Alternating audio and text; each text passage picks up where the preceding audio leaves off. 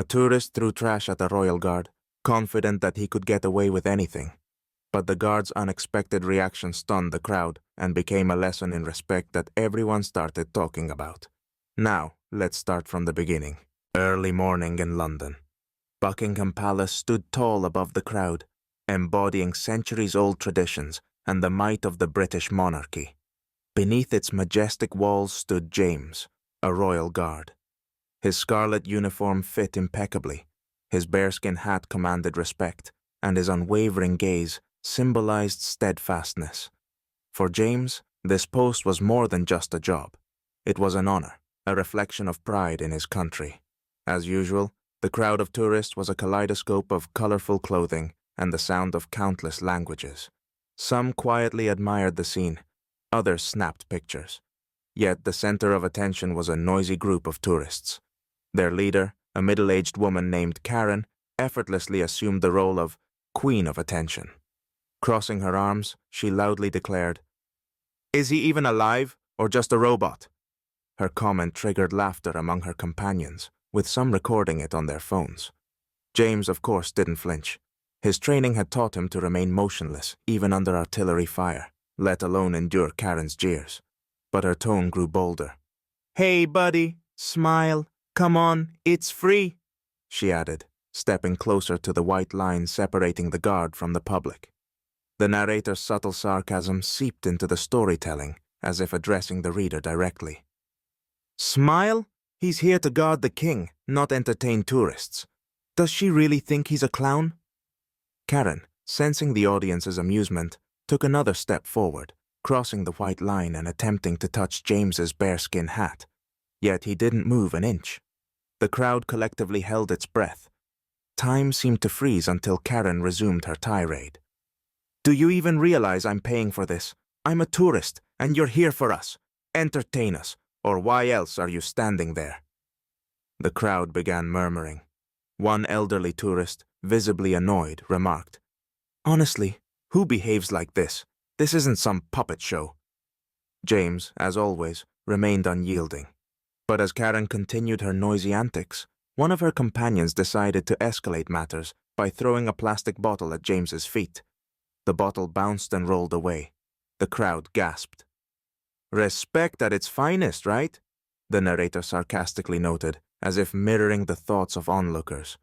James's face remained stone-like, but a faint trace of tension flickered in his eyes. The tourists reveled in their so-called victory. Someone in the group even uploaded a video to social media, captioned, "Provoking the Royal Guard. Check out his face." The atmosphere buzzed with a mix of indignation and amusement. Tensions were rising, as if the crowd anticipated James's patience being tested to its limit. Yet he remained true to his duty, embodying restraint and the honor of tradition. Karen, the embodiment of tourist audacity, wasn't done yet. After crossing the white line, she stepped even closer, practically invading the guard's space. Her bright pink jacket and shrill voice became a beacon for the crowd. Reaching out toward James's bearskin hat, she finally pushed his limits. James, who had held his composure until now, stomped his foot sharply, making Karen recoil. "Whoa! He's alive!" Karen shrieked, laughing hysterically and turning to the crowd. "Did you see that? Did you see what he did? I have to record this." She pulled out her phone, narrating, "This is a violation of my rights. I'm a tourist and they're humiliating me here." The crowd froze. Some whispered to each other, "How can someone be so rude?" Others chuckled, thinking it was part of the act. Yet a few quietly sided with Karen, viewing the guard as just decoration. Her rights? Seriously?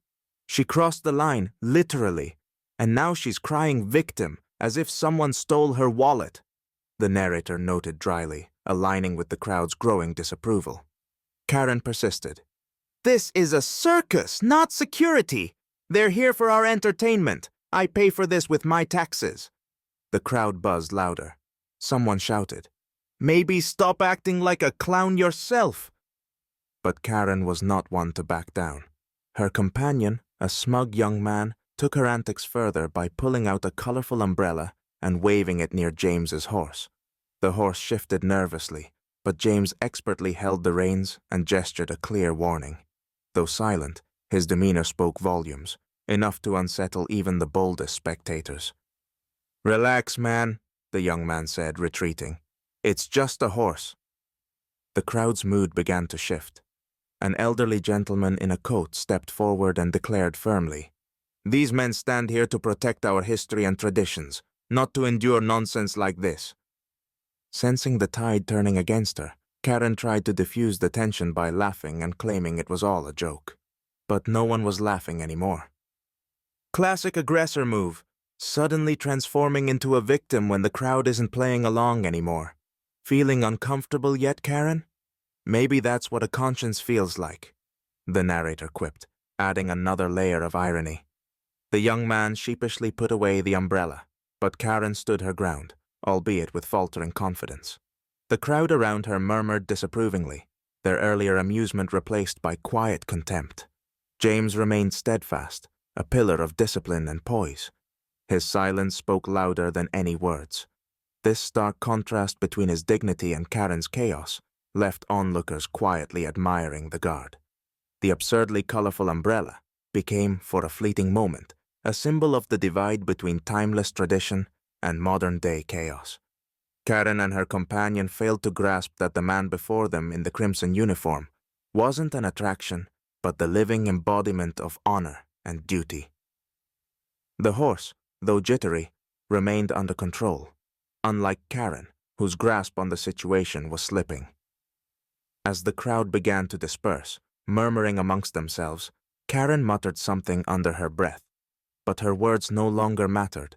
Those around her had already seen her true colors. One sarcastic remark from the crowd cut through the silence. "Why don't you ask him to take off his hat for a selfie?" Karen didn't reply, her face flushing red. As the chaos subsided, James resumed his post, a symbol of order and tradition, silently reminding everyone that respect, for history and for each other, isn't optional. The crowd around Buckingham Palace buzzed with noise and excitement. Karen continued her show, loudly proclaiming the violation of her tourist rights while recording herself on video. Suddenly, her outbursts were drowned out by the sound of a child crying. A small boy, no older than 5, had lost his parents in the crowd. His teary face turned left and right as he called out in a trembling voice, "Mom! Dad!" The cry cut through the commotion like a knife. Even Karen paused for a moment and turned her head. James, the royal guard who had been standing still amidst the chaos, noticed the boy. His rigid discipline demanded that he stay rooted to his spot, yet he took a single step forward. A step that broke protocol, but restored order to the unfolding chaos. James strode over to the boy with quiet authority. His bearskin hat and crimson uniform projected reassurance. Kneeling gently, he extended a gloved hand to the child, his calm voice carrying a note of comfort. "Don't worry, young one. We'll find your parents." The crowd fell silent. Some switched off their phones, while others watched in awe as a figure representing centuries-old tradition displayed profound humanity. James gestured toward a palace security officer, who swiftly intervened to reunite the boy with his parents.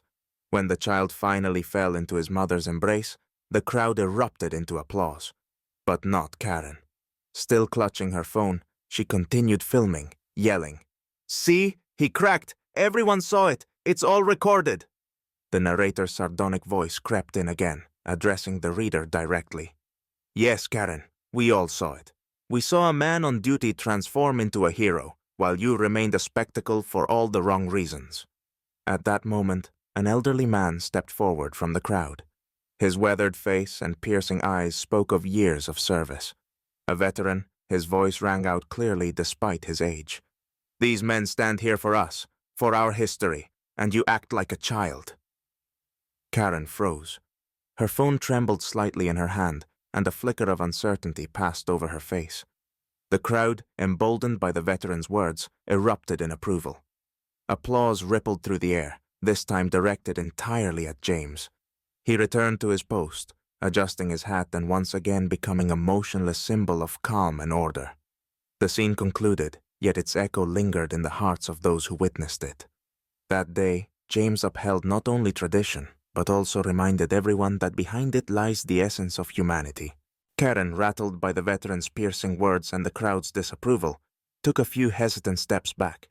Though her confidence was shaken, she clung to her phone, continuing to record as though her footage could somehow salvage her pride. But her retreat was abruptly halted by one of the palace security officers.